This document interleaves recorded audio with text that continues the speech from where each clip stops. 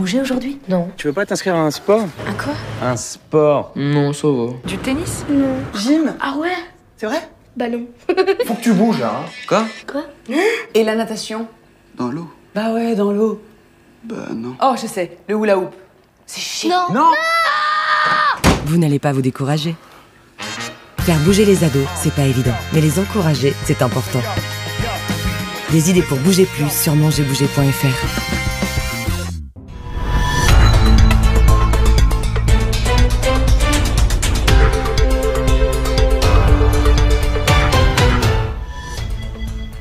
Bonjour et bienvenue à tous, nous sommes le vendredi 19 mai 2023.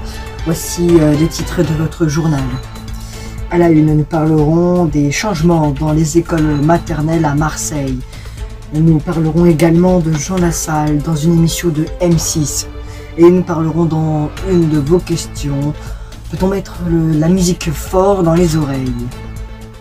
Bonjour et bienvenue à tous. Nous sommes le vendredi 19 mai 2023. J'ai l'honneur de vous retrouver sur ce beau plateau. Hier, on était en extérieur vu qu'il faisait très beau. Aujourd'hui aussi, il faisait très beau. Mais on espère aussi qu'il continuera ce beau temps dans la semaine prochaine et les beaux temps qui arrivent plus tôt. Et puis en parlant de beau temps, on parleront de la sécheresse en France. La sécheresse en France touche beaucoup de personnes parce que les nappes phréatiques doivent se faire du souci selon Météo France. Et puis vous avez certainement entendu, le parquet d'Avignon ouvre une enquête après avoir trouvé des images de Emmanuel Macron en Hitler. Oui, Hitler, j'ai bien dit, le parquet a ouvert une enquête. Et puis 12% de la population mangeait mal à l'époque. Maintenant, c'est 16%. Alors, pourquoi manger mal? Ils mangent pas à leur faim, c'est-à-dire qu'ils mangent pas quand ils veulent. Dès qu'ils ont faim, ils mangent pas. Ils attendent un autre jour pour manger. Eh bien, à vrai dire, c'est passé de 12 à 16%, 4% qui sont ajoutés en un mois, c'est énorme. Et puis, ça se résume à cause de la hausse des prix. Et puis, vous avez certainement entendu, à Marseille, 76 000 personnes, enfants, vont être bénéficiés d'un matériel scolaire pour eux dans la maternelle. Ça reviendra dès la rentrée 2023. Jean Lassalle va participer dans une émission de M6. L'émission s'appelle Les Traîtres. Il faudra trouver les 3 traîtres dans l'émission. L'émission, ça parle du loup-garou. Une date n'est pas encore précise. La date n'a pas encore été donnée.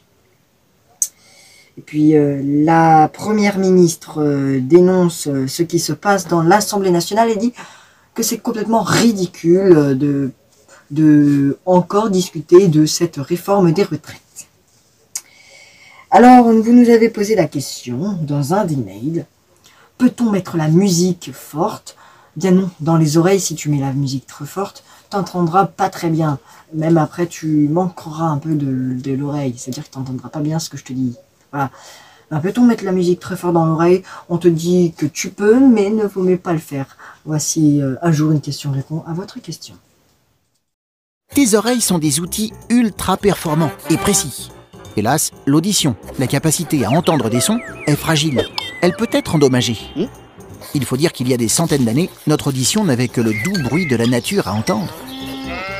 Or, depuis quelques années, la technologie a poussé les volumes à fond et nos oreilles n'y sont pas préparées.